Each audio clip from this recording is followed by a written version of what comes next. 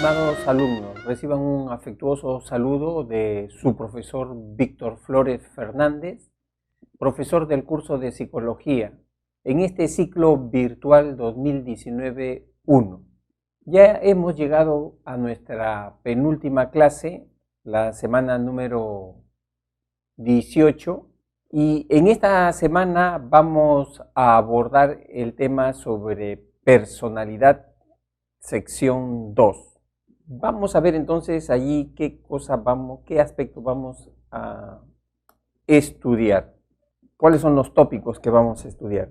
Ahí recuerden ustedes que la clase pasada abordamos el enfoque psicoanalítico. En esta oportunidad vamos a terminar con todos los enfoques. Vamos a abordar el enfoque humanista tanto en la versión de Maslow como en el de Roger, luego el enfoque conductual y finalmente el enfoque cognitivo-social de la personalidad. Después el otro tópico es sobre desajuste de la personalidad. Vamos a hablar ahí sobre el estrés y el concepto de resiliencia. Y finalmente vamos a concluir con los trastornos de personalidad. Muy bien, entonces este tema que vamos a tratar en esta oportunidad tiene que ver básicamente cuando el ser humano se enfrenta a la otra cara que nos da la vida. O sea, la vida nos hace experimentar alegría, tristeza, felicidad, éxito, ¿no? Esa es la cara bonita de la vida. Pero también la vida nos muestra otra cara. Esa cara en donde nosotros experimentamos decepciones, frustraciones, conflictos, malestar, sufrimiento, dolor. Y evidentemente que en algún momento de nuestra vida vamos a tener que experimentar esas vivencias. ¿Cómo afrontar justamente al malestar? ¿Cómo afrontar el dolor, el sufrimiento? Básicamente de eso se trata este tema. Y acá les he preparado pues una anécdota que se comenta, ¿no? En Oriente. Dice que había una vez una mujer joven que se llamaba Kisa Gotami, y a esta mujer joven se le murió su hijo. Entonces era su único hijo. Entonces ella se embargó de dolor, se embargó de sufrimiento, y había pasado la semana, los meses, y no lograba superar ese dolor, ese sufrimiento. Todos los días lo lloraba, todos los días lo recordaba, y ya su familia estaba desesperada, ella misma también estaba desesperada. Y ella preguntaba, ¿habrá alguna medicina para calmar este dolor que yo tengo? Y preguntaba así a los vecinos, a la familia. Muchas veces la familia le decía a esta mujer, si sigue así va a perder la razón, porque tiene que aceptar ya que su hijo ha muerto. Y entonces Kisa Gotami encontró a un hombre quien le dijo, no puedo darte esa medicina, pero conozco a un médico que sí puede. Y la chica le respondió, te lo ruego, dime quién es. Y el hombre le contestó, esa persona es el Buda, ¿no? Que te puede dar esa medicina. Kisa Gotami fue a ver al Buda, le lloró, le imploró, le dijo, Señor, maestro, dame la medicina y que me pueda aliviar ese dolor, ¿no? El Buda le dijo, necesito un puñado de semillas de mostaza. Y cuando la chica en su alegría le respondió que le traería enseguida, Buda le añadió, las semillas de mostaza deben ser de una casa donde nadie haya perdido a un hijo, a un cónyuge, a un primo, a un pariente o a un amigo. Kisa Gotami fue por la ciudad de casa en casa y la gente apenada por lo que ella le decía, acá hay semillas de mostaza, llévatelas.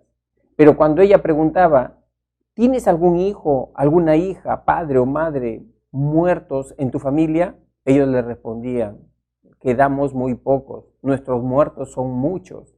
Mejor no nos recuerdes nuestro gran dolor. Y no había así ninguna casa donde cumplía con esa condición de encontrar esas semillas de mostaza, donde no habría ningún muerto ahí. Kisa Gotami cayó en el cansancio y la desesperanza, se sentó en el suelo mirando las luces de la ciudad que parpadeaban hasta apagarse. Al final la oscuridad reinó por todas las partes y pensó para sí misma, después de una reflexión de lo que le pasaba, y dijo: qué egoísta he sido en mi dolor, porque la muerte es común para todos. Entonces Kisa Gotami comprendió, entendió que no estaba sola con ese dolor. Fue al bosque en donde enterró a su hijo muerto y volvió a ver al Buda, tomó el refugio en él y logró superar ese dolor, ese sufrimiento.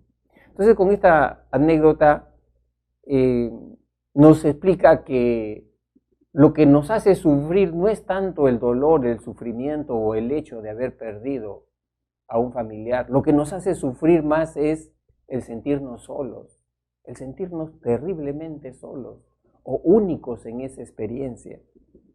Muy bien, entonces, de eso se trata este tema, ¿no? Cómo afrontar al conflicto, al estrés, la decepción, el dolor, ¿no? Y no enfermarnos mentalmente, emocionalmente.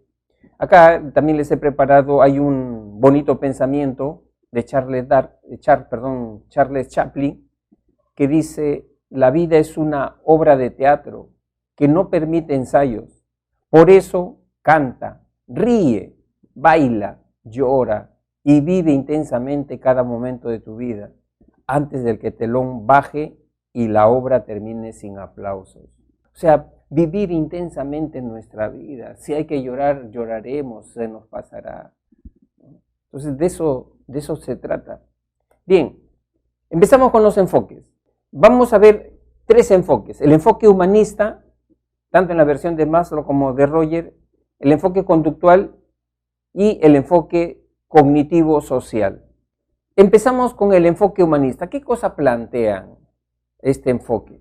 Ellos tienen una visión positiva del ser humano. Ellos consideran que el ser humano tiene una tendencia natural a perfeccionarse, a mejorarse, ¿no? A cultivarse. Y esa tendencia natural que les va dando sentido a su vida, ellos le llamaron la autorrealización, ¿no? O sea, que el ser humano siempre va camino a su autorrealización.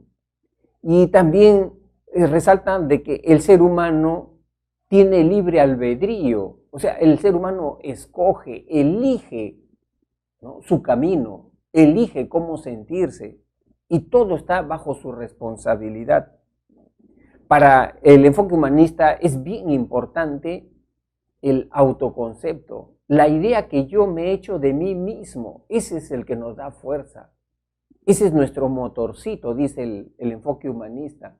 No es tan importante las experiencias del pasado, eso no es tan importante. No es importante lo que te está ocurriendo en estos momentos, eso no es importante.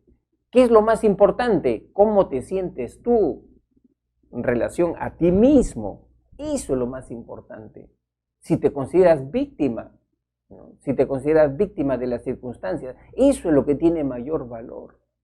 O si te consideras que eres el arquitecto de tu propio destino, eso es lo que tiene mayor valor.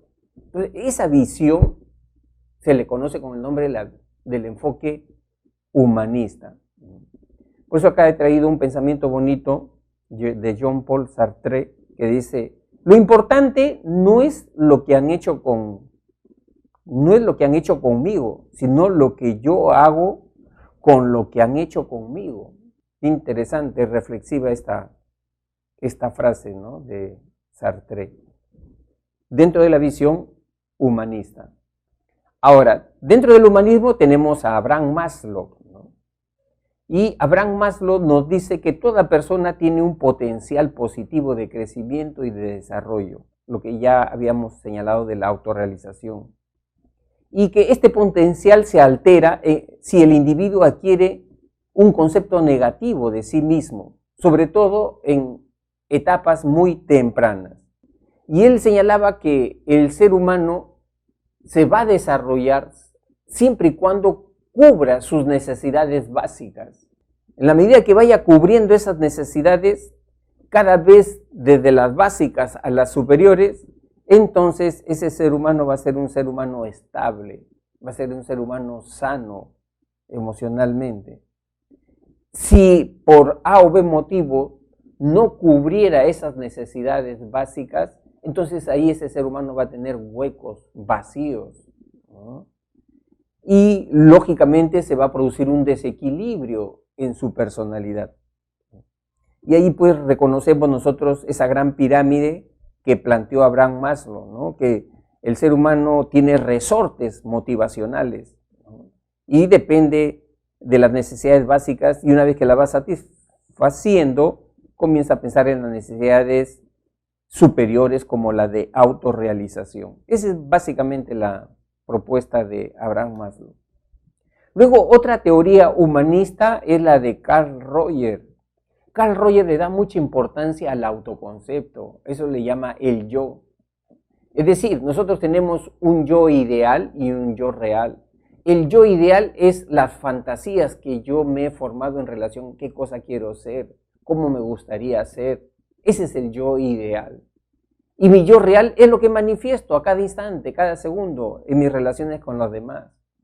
Y él dice que cuando no hay una congruencia entre mi yo ideal y mi yo real, ahí vienen los problemas psicológicos, ahí viene el desequilibrio, la desestabilización. Es decir, quiero ser millonario, quiero ser inmensamente feliz, sin embargo, me siento como un ser infeliz. Cuando hay una discrepancia enorme entre esos dos tipos de yo, ahí viene el sufrimiento, dice Carl Rogers. Y acá ellos comparten pues la visión humanista de tener una visión positiva de las personas. Les he consignado un pensamiento bonito de Carl Rogers que dice: me doy cuenta que si fuera estable, prudente y estático, viviría en la muerte.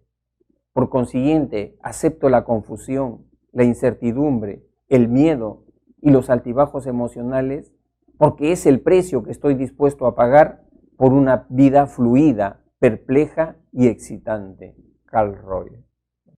Ahora tenemos el enfoque conductual de la personalidad. Recuerdan Skinner. Para Skinner y la teoría conductista, la personalidad simplemente es una historia de reforzamientos. No hay nada interno dentro de la mente. No hay nada interno dentro de la persona. Simplemente es una relación de estímulos-respuestas. O sea, las personas van a tener una conducta y esa conducta se va a manifestar si siempre esa conducta es reforzada, si siempre esa conducta es incentivada. El niño va a aprender a mentir porque seguramente esa conducta ha sido reforzada, incentivada desde niño, ¿no? Entonces, y ahí se manifiesta la personalidad. Por eso para ellos dice, el comportamiento humano, la personalidad está controlada por estímulos externos. O sea, el ser humano es un sujeto pasivo que está siendo modificado, cambiado por los estímulos externos. Eso es lo que dice el enfoque conductual y niega el papel y el rol que podrían tener procesos mentales, la imaginación, el pensamiento, el inconsciente. Entonces, ese es básicamente el enfoque conductista.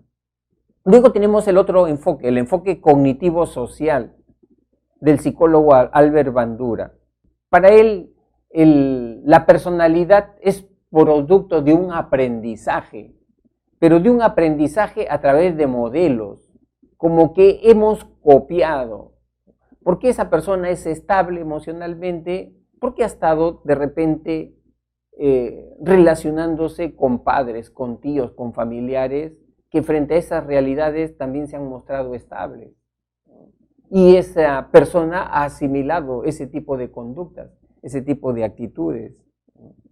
Entonces, para el aprendizaje social, la imitación es es el proceso fundamental, lo que nosotros percibimos de los demás. Luego tenemos el concepto de desajuste de la personalidad. Y acá en este concepto de desajuste vamos a estudiar al estrés, las reacciones ante la tensión y el concepto de resiliencia.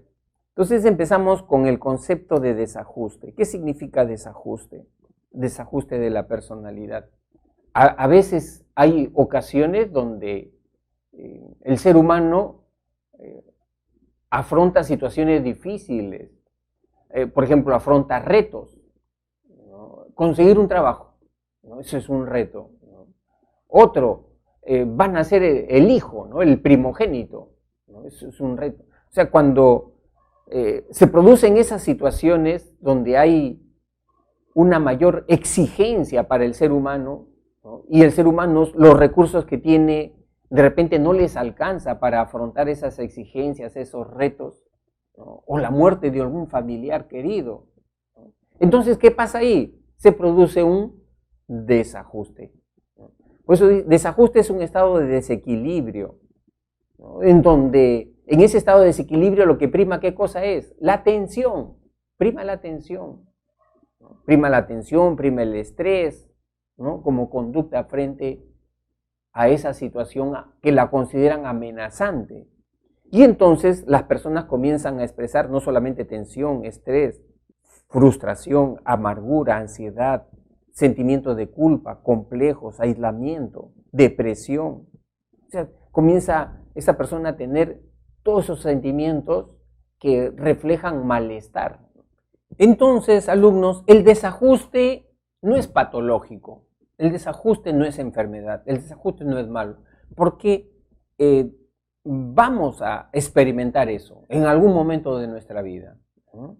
Es un estado de desequilibrio simplemente por situaciones amenazantes en nuestra vida. Y justamente dentro de esas reacciones frente al desajuste está este concepto de estrés. ¿Qué es el estrés? El estrés fue propuesto, este concepto de estrés, por un médico austriaco, Hans Selye. Él iba a los hospitales jóvenes como estudiante de medicina y notaba que algunos pacientes físicamente no tenían nada. Sus análisis de sangre, hemoglobina, ¿no? Sus pruebas, no tenían nada. Pero estos pacientes se sentían enfermos. O sea, estaban en la cama ahí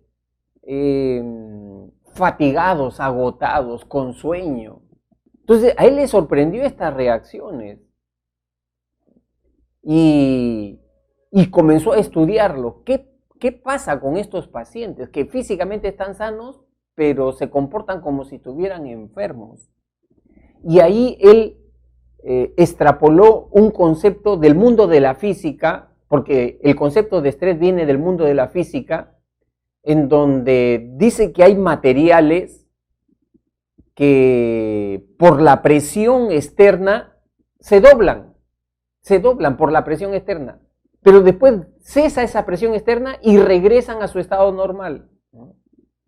Y desde ese fenómeno Selye cogió para aplicar justamente ese fenómeno que es el estrés, ¿no? Al campo de la salud, al campo de la salud. Y él en el año 1935 aportó como estudiante de medicina ese concepto de estrés. Por ejemplo, él decía, se observó que todos los enfermos a quienes estudiaba presentaban síntomas comunes y generales, cansancio, pérdida del apetito, baja de peso, entre otros. Y consideró entonces que varias enfermedades desconocidas, como las cardíacas, la hipertensión arterial y los trastornos emocionales o mentales, no eran sino el resultado de cambios fisiológicos, resultado de un prolongado estrés en los órganos de choque mencionados, y que estas alteraciones podrían estar predeterminadas genética o constitucionalmente.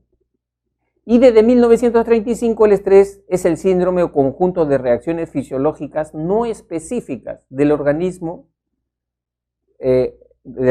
a diferentes agentes nocivos, ¿no? Que estos agentes pueden ser ambientales, físicos o químicos. ¿no? Entonces, ese es el aporte. Y ya la psicología también ha recogido este concepto y define al estrés como un estado de tensión psicológica producto de la percepción de un estado de cosas emergentes, abruptos, repentinos, pueden ser momentáneos o prolongados, que podría resultar nocivo, no es nocivo, podría resultar nocivo para el organismo o la persona.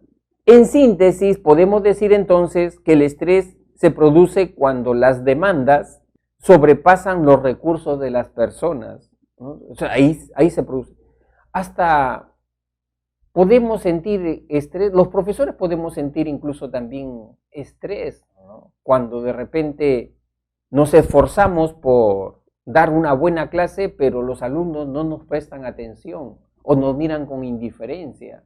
Entonces ahí también se eleva la tensión en el profesor, ¿no? Y si esto es prolongado, ya entonces nos está dando un estrés. Entonces, estrés en términos concretos es una sobrecarga. ¿Qué cosa es sobrecarga? Una sobrecarga de malestar, de tensión, de problemas, de tareas. Eso es estrés. Ahora, lógicamente que no toda tensión es mala, negativa, patológica. Hay un tipo de tensión en el ser humano que cuando la experimenta se convierte en un resorte, en un estímulo, un incentivo para hacer mejor las cosas.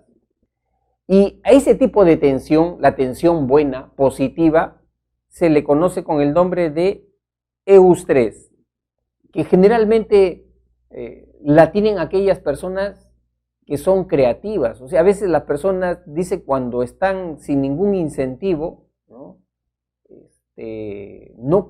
No se les ocurre nada, no crean nada, ¿no? A veces necesitan un poquito llamar a su angustia, a su ansiedad para ser creativos, ¿no? Esa es la atención buena.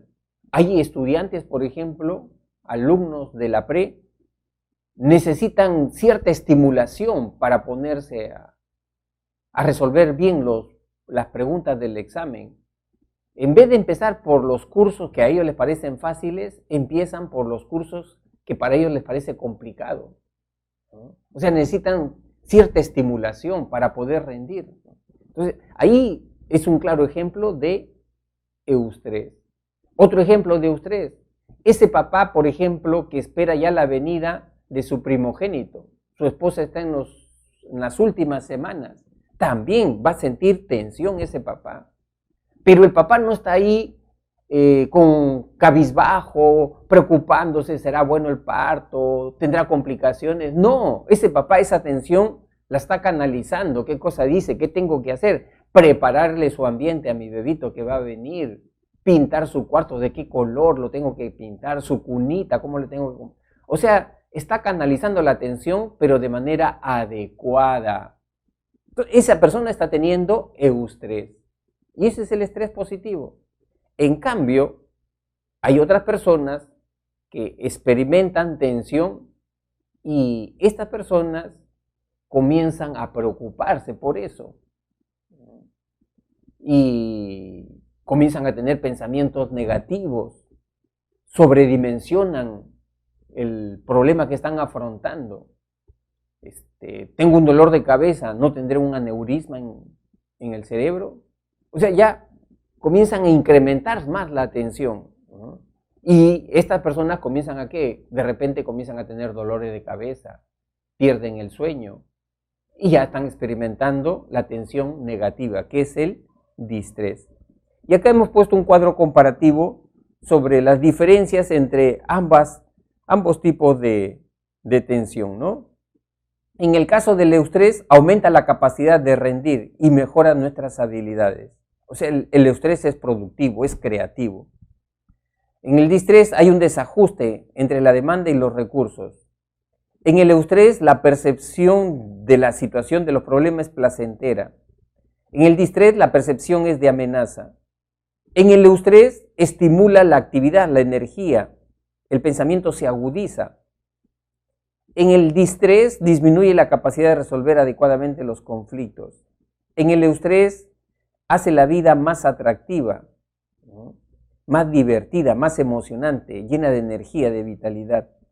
En el distrés tiene unas consecuencias en el organismo, alteraciones físicas, psíquicas, y pueden haber incluso también manifestaciones psicosomáticas. Y así, ahí están las diferencias. Ahora, en psicología se ha hecho un estudio entre estas dos variables. ¿Cuáles? Entre el estrés, la tensión, la ansiedad y el rendimiento. Por ejemplo, en la parte inferior tenemos el eje de las abscisas, donde está el nivel de tensión de estrés. Y en el otro eje tenemos el rendimiento. ¿Qué se ha encontrado? Se ha encontrado que cuando las personas tienen bajos niveles de tensión, que incluso puede llegar a ser una persona muy calmada, muy apática, muy abúlica, o sea, casi no hay tensión en esa persona, entonces su rendimiento también es bajo, es bajo. Es como ese alumno que le dicen, tienes examen para la próxima semana. ¿Qué cosa dice el alumno? Tengo tiempo, tengo bastante tiempo.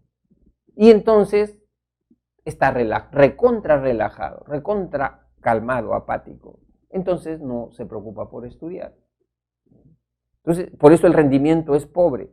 Sin embargo, si las personas comienzan a elevar su nivel de tensión hasta llegar a un nivel moderado de tensión, entonces en ese nivel moderado dice que allí el rendimiento es bueno, óptimo, adecuado. En ese caso, la persona está experimentando el eustrés. Sin embargo, si la persona comienza a seguir preocupándose por su problema, si esa persona no se alimenta bien, no duerme bien, entonces va a comenzar a tener el famoso distrés. ¿Y qué va a pasar con el rendimiento? El rendimiento va a comenzar a bajar. Hasta que llega un momento en que hay mucha tensión, demasiada tensión. Hay problemas gastrointestinales, por ejemplo, ¿no? Hay taquicardias. Entonces la persona, en cuanto a rendimiento, ¿qué va a producir? Se va a bloquear. Entonces esa es la relación. La idea, entonces, chicos, es que las personas logremos un nivel de tensión moderado. Esa es la idea. O sea, no tener nada de tensión es malo. Tener mucha tensión también es malo. Tener una tensión moderada. Porque el estrés, de manera metafórica, para que lo puedas entender, es como las cuerdas de una guitarra.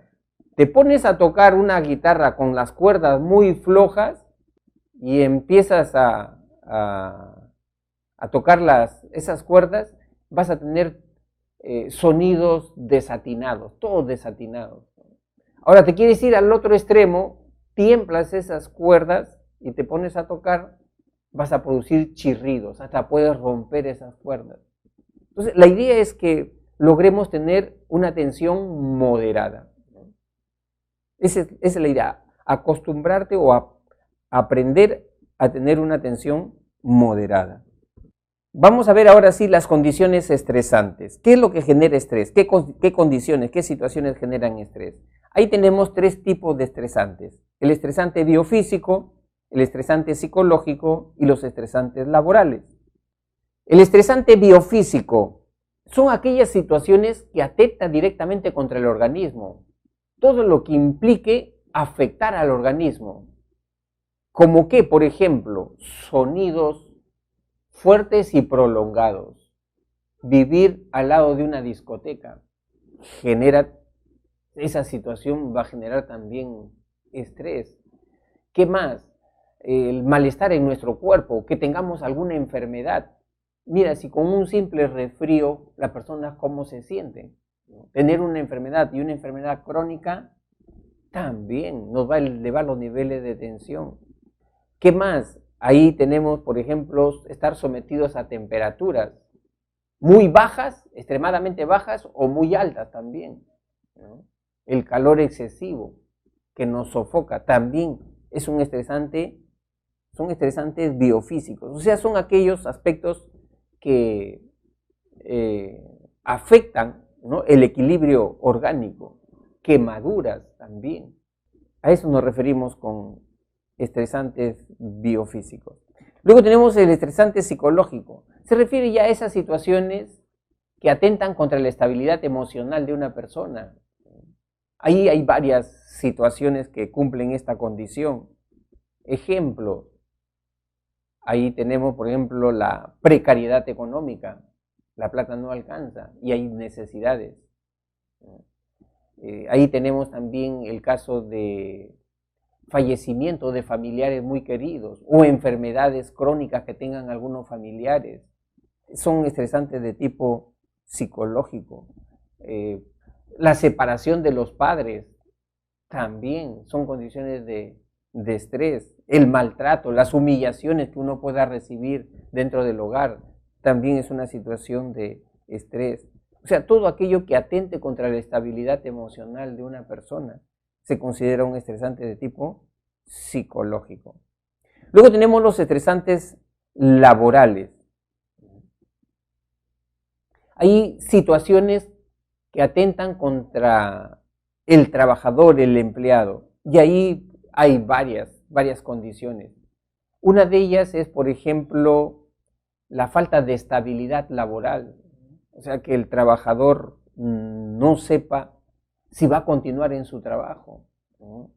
Los trabajadores, algunos están en condición de repente de contratos temporales, ¿no? Por 6 meses, 9 meses, ¿no? Y eso les va generando también siempre esa incertidumbre, ¿no? ¿Podré continuar? ¿No podré continuar?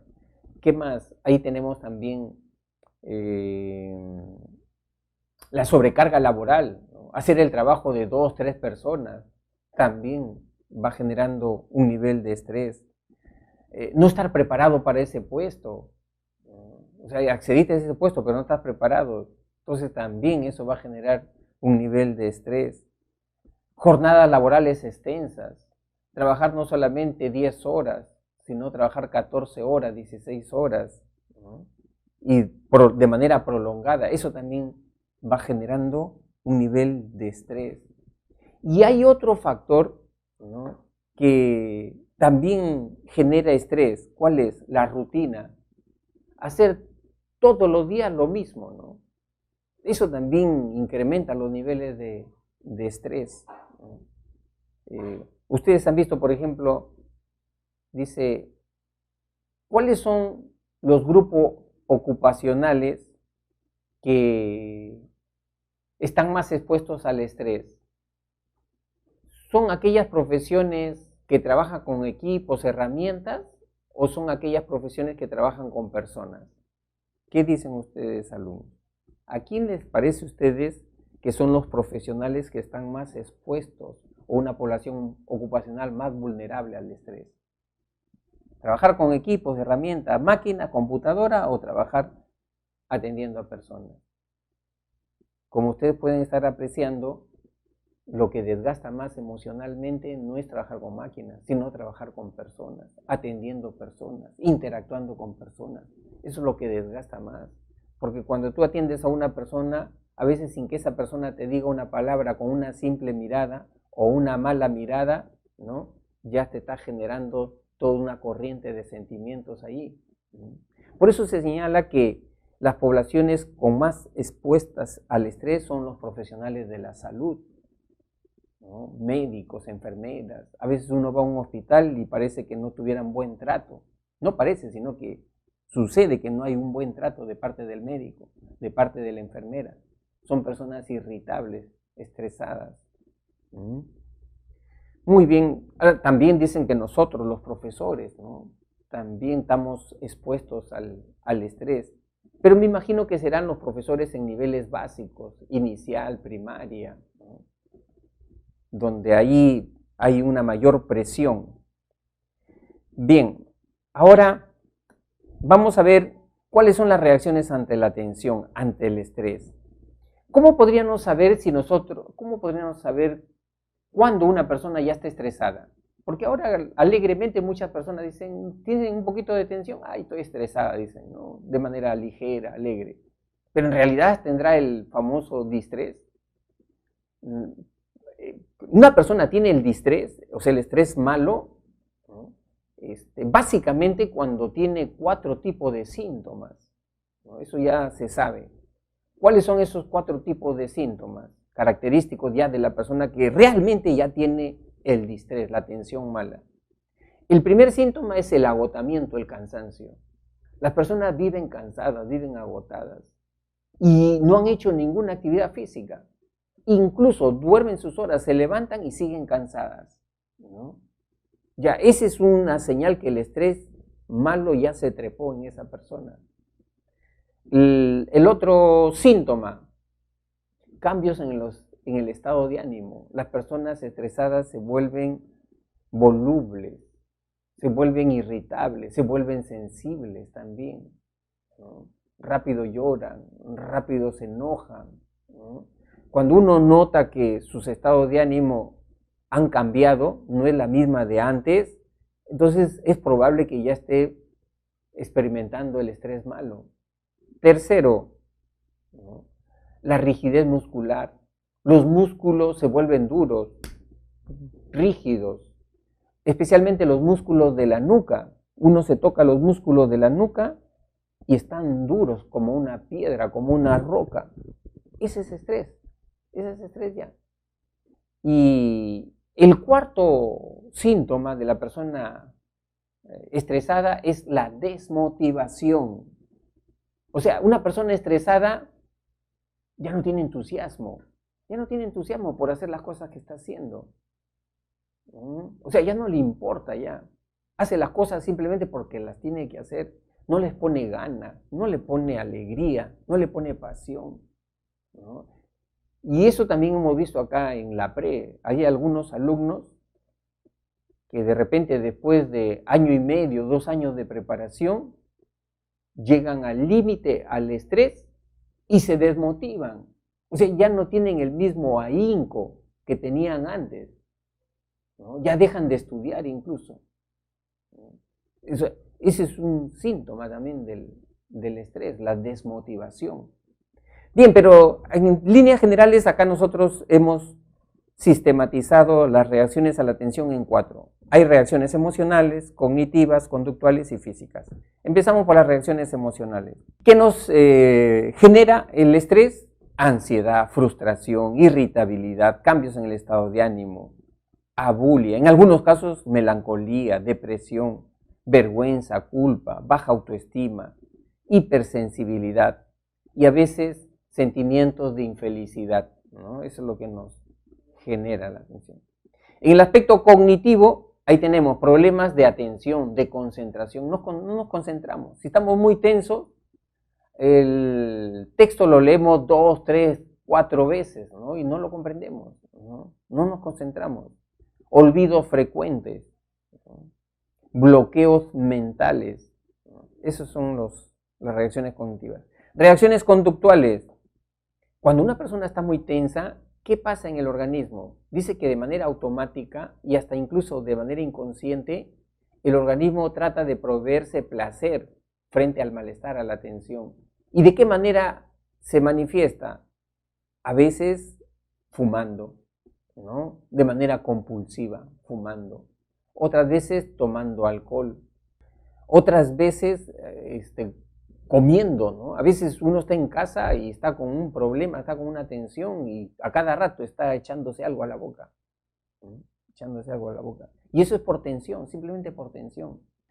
¿Qué más? Reacción conductual. Ahí tenemos los tics nerviosos. Cuando una persona está muy tensa, comienza a tener movimientos estereotipados. Como que, por ejemplo, algunos se muerden las uñas, ¿no? Otros abren y cierran los ojos, parpadean los ojos a cada rato. Son los tics nerviosos, ¿no? Y así, ¿no?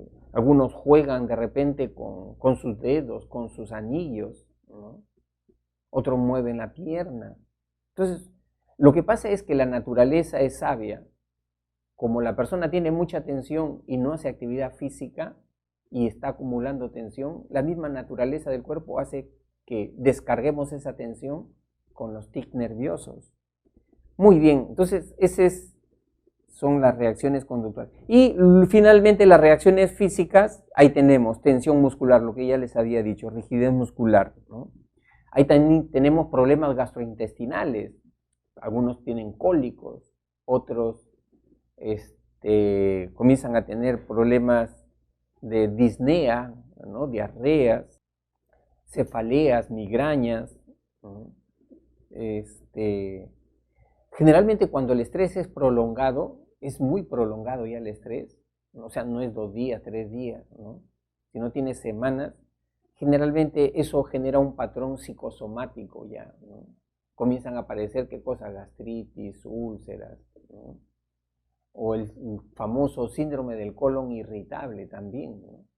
Entonces, problemas dermatológicos, ¿no? Esos son ya problemas psicosomáticos. O sea, hay un problema emocional, ¿no? Que se está materializando en algún segmento de nuestro cuerpo. Y también puede aparecer, lógicamente, el insomnio, ¿no? Bien, entonces, bueno, esta es la parte, digamos así, negativa del estrés, ¿no? Pero es importante también tomar algunas medidas preventivas para que no caigamos en el estrés, ¿no? Y ahí, miren, estimados alumnos, ¿qué cosa es el estrés en términos sintéticos?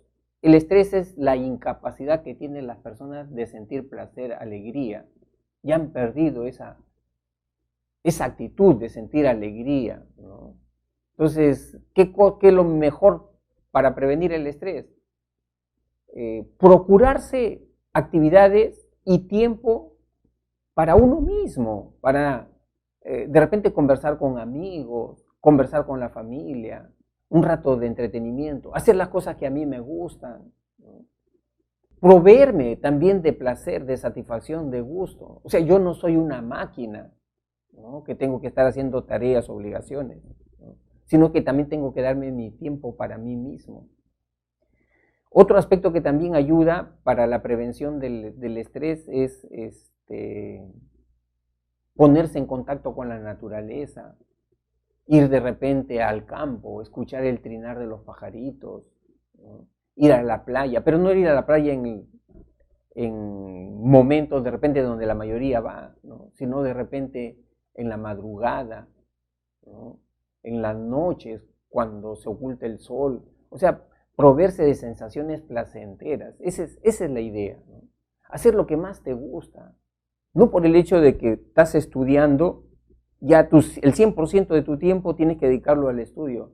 Hay que reservar fin de semana un espacio también, poco para relajarse, ¿no? Y no estar acumulando tensión.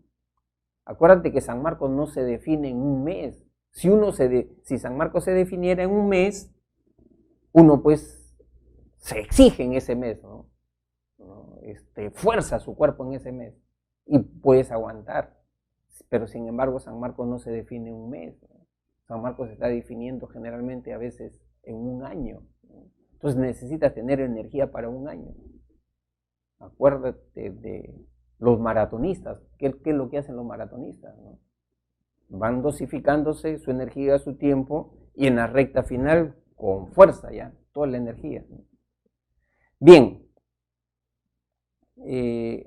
Hay otro factor importante, es no perder la red de soporte familiar, social, amical. Eso es bien importante para la prevención del estrés. Luego tenemos el concepto de resiliencia. ¿Qué significa resiliencia? Es esa capacidad que tenemos de salir airosos de momentos difíciles, de momentos adversos.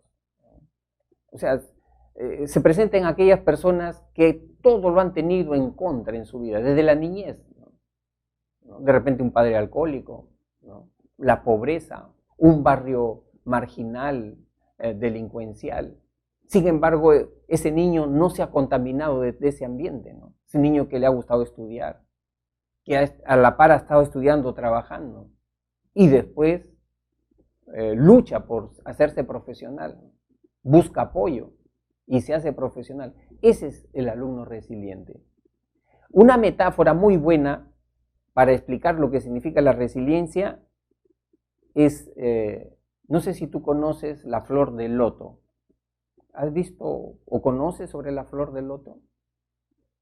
Esta flor es una plantita muy bonita, ¿no? Colores, tiene diferentes colores, uno de ellos el turquesa, muy linda. ¿Y sabes dónde aparece esta flor?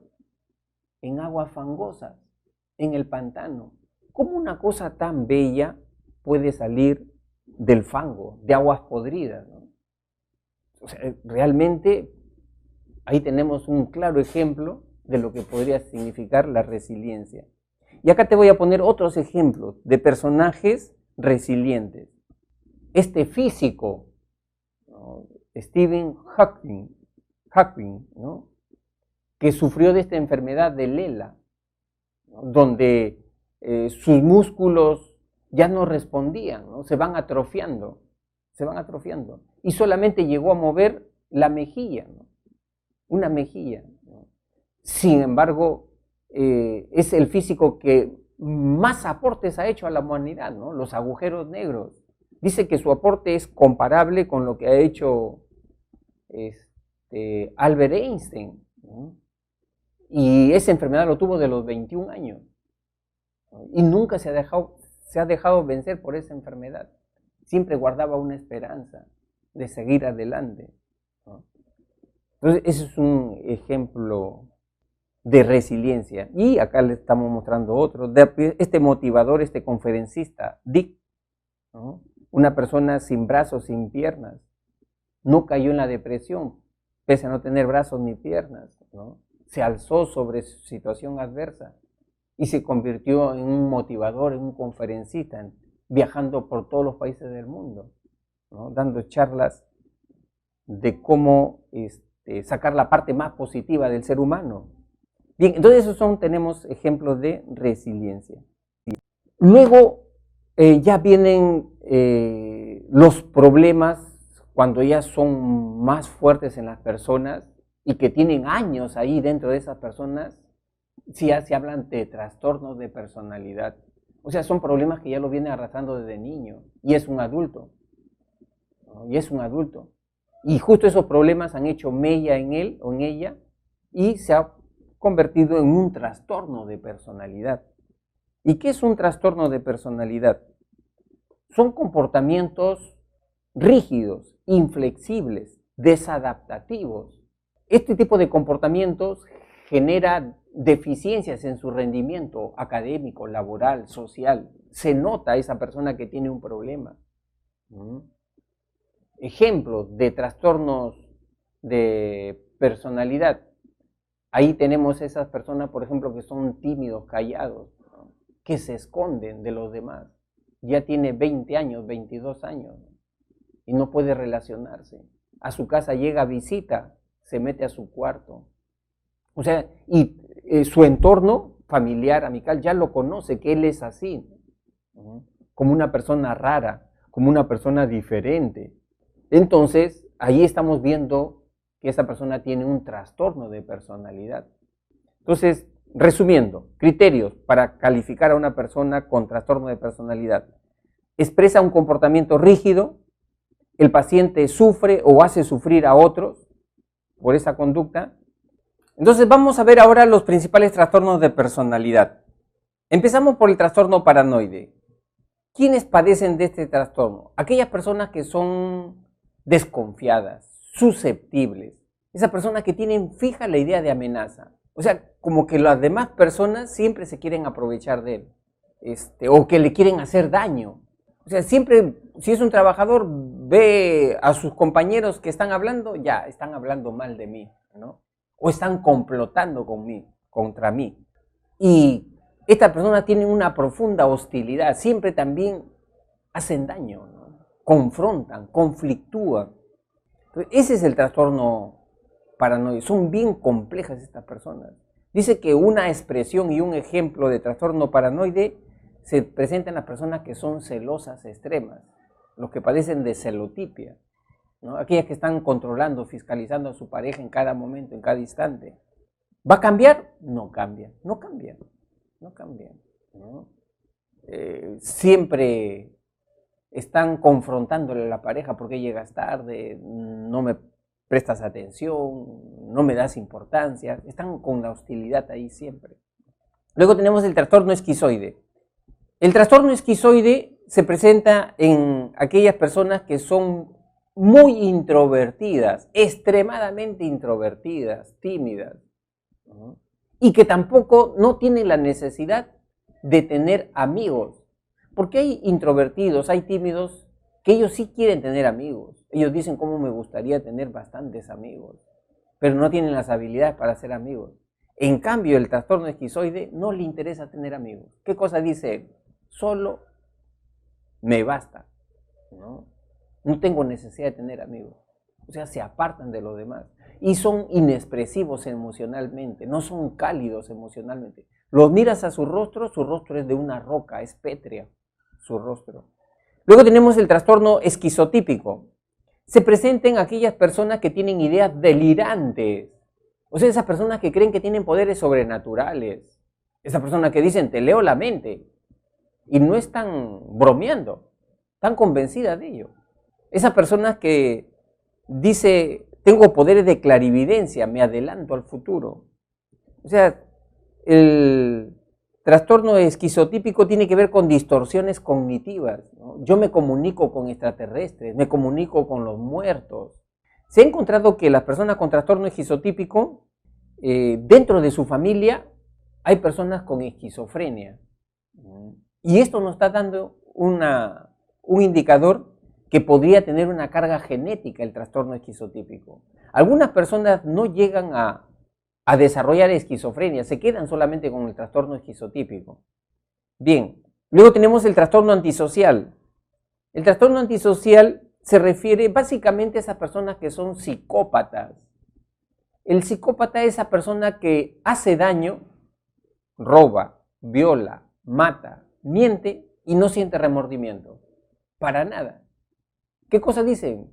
¿Para qué me crees, pues? Por estúpido, ¿para qué me crees? O sea, no tiene ningún tipo de remordimiento. ¿No? O sea, tiene un desprecio por las normas sociales. ¿No?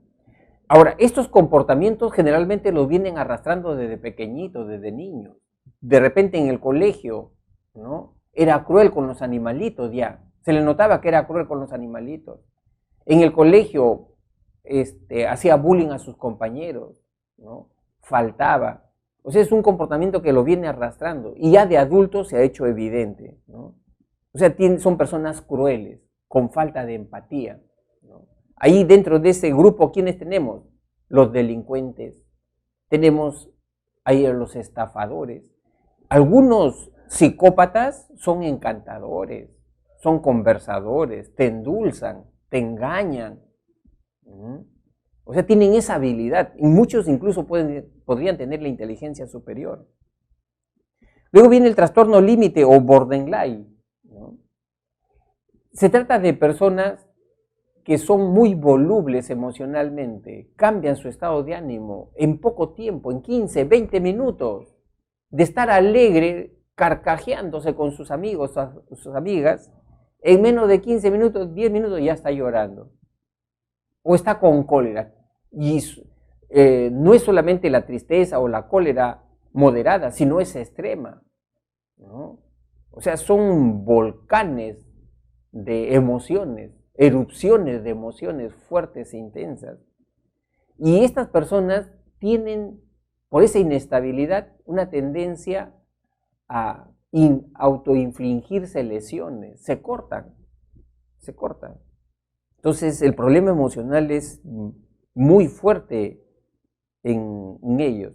Y siempre se ha encontrado en estas personas que desde niños han tenido una niñez muy infeliz, muy desgraciada, de repente padres alcohólicos, ¿no? Entonces, esa es una explicación de su conducta posterior como adultos.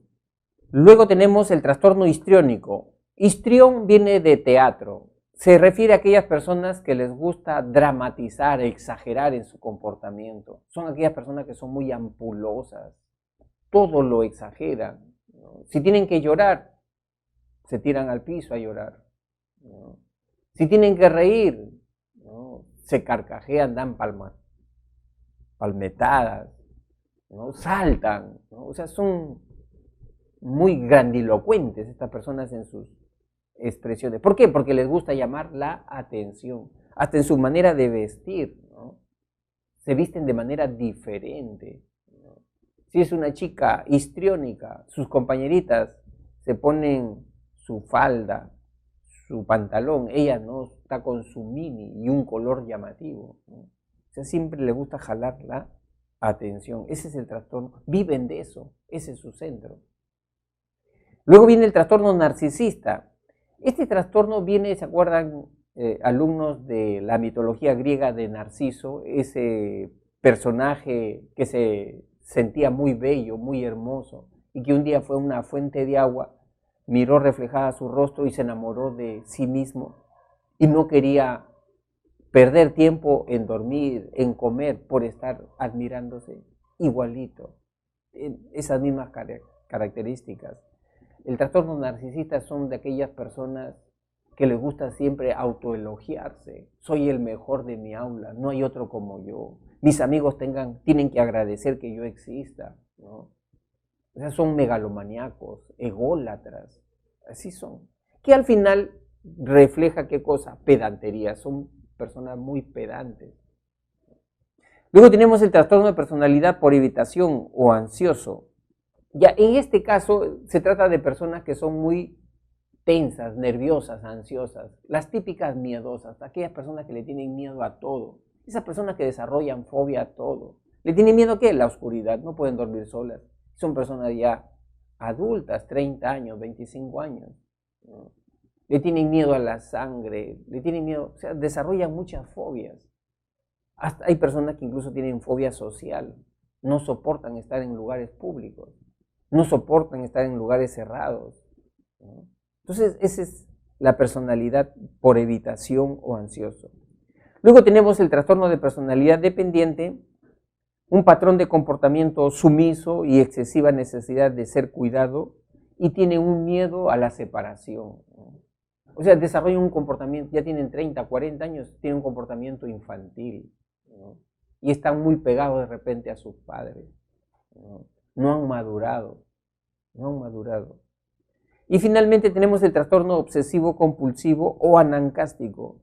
Se refiere a aquellas personas que desarrollan una tendencia por el orden, por la perfección, ¿no? Por la limpieza.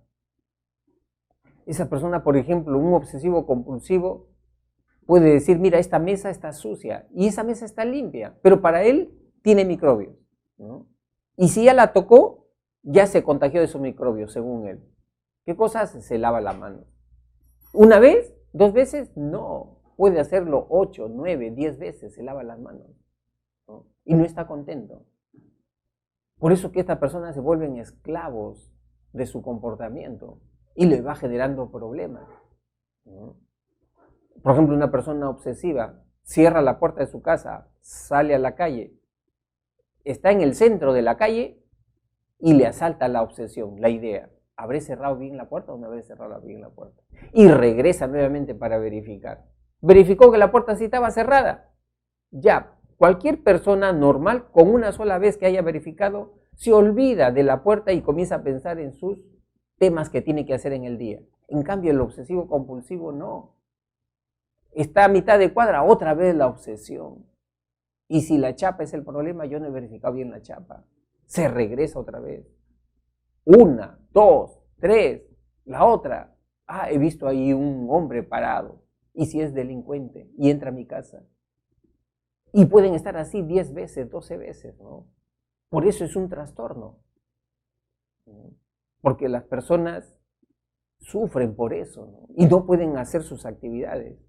Estas personas lógicamente necesitan un tratamiento psiquiátrico, psicológico, ¿no? Para que puedan superar ese comportamiento que los esclaviza, ¿no? Entonces, eso es básicamente, entonces, chicos, los principales trastornos de personalidad. Entonces, esos son los principales trastornos de personalidad, ¿no? Fíjense muy bien en las características que ahí están señaladas, que son características centrales, ¿no?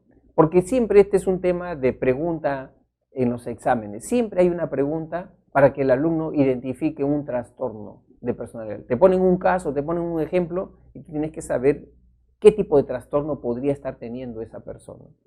Muy bien, ahora empezamos con nuestra práctica.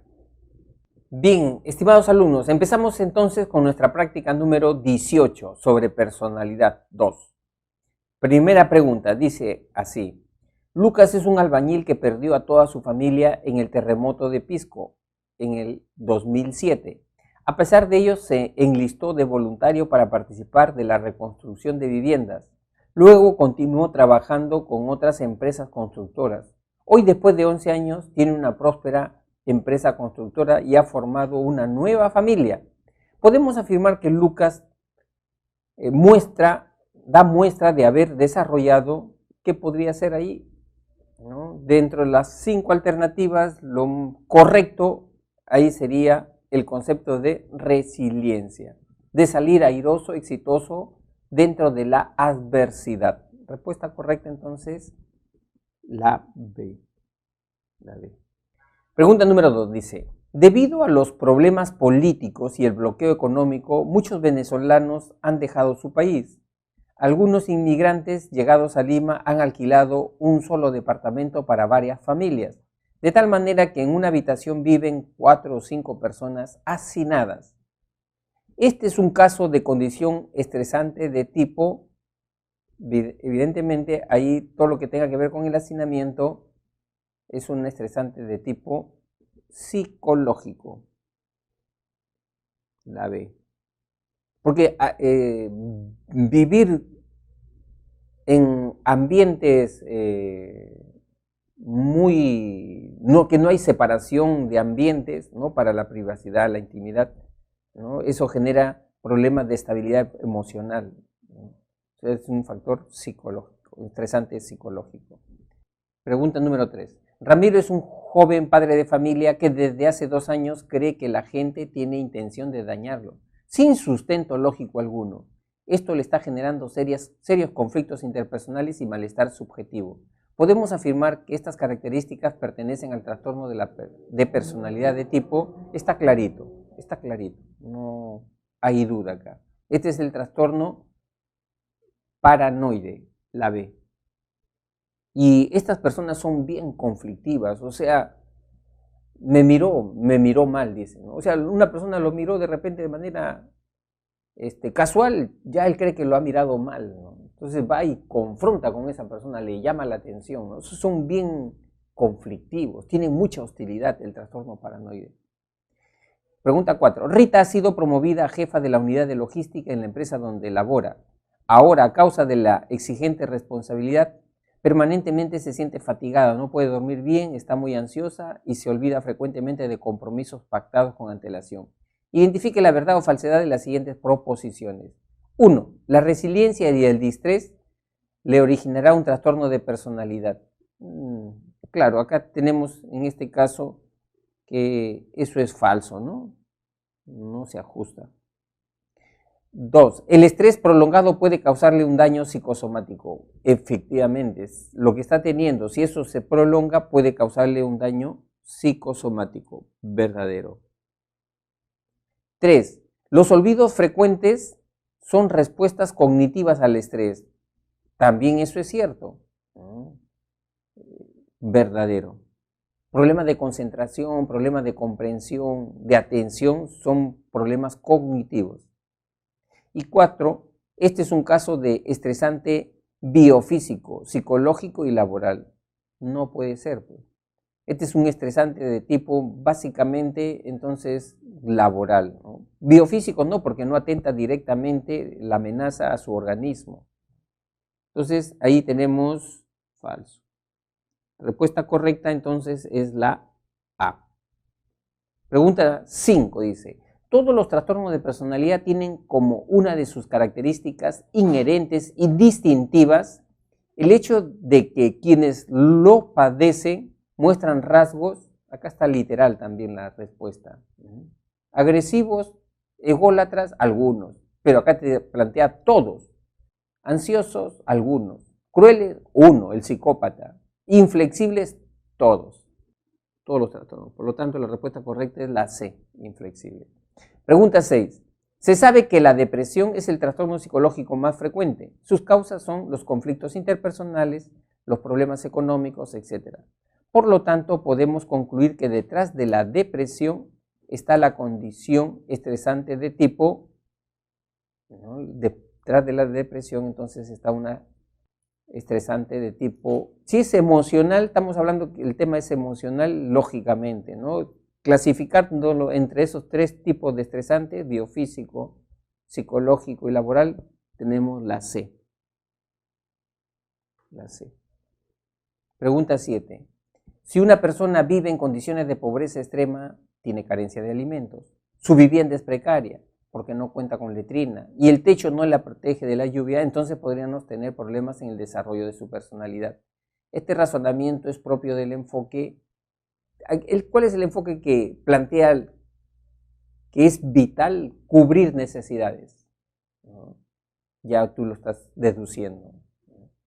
Cubrir necesidades lo está planteando el enfoque humanista de Abraham Maslow. La respuesta correcta es la E. Pregunta 8. Está probado científicamente que las enfermedades psicosomáticas son productos del estrés, que afecta, ¿qué cosa afecta en el organismo? ¿No? A, la interrelación entre los sistemas nervioso, endocrino e inmunológico. Ese está bien, correcto. Vamos a ver, la B, la zona de comodidad de la curva del eustrés, estrés y destrés. No. C, a todas las dimensiones, emocional, cognitiva, conductual y física, ¿no? Estamos hablando de lo psicosomático, ¿no? Solamente sería físico. D, algunas condiciones estresantes, biofísica, psicológica y laboral, tampoco. E, la curva de la función humana que va desde la tensión saludable al colapso. Entonces acá la respuesta correcta en la 8 tenemos la A. Es la más precisa. Pregunta 9. Dice así, el trastorno narcisista no es caracterizado en sí por la belleza de las personas, sino por puntos suspensivos, también por tener ideas megalomaníacas. A, el distanciamiento de las relaciones sociales y restricción emocional. No, ese es el trastorno esquizoide.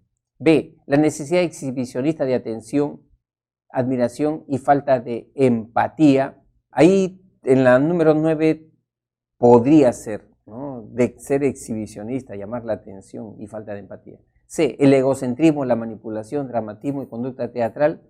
Ese es el histriónico.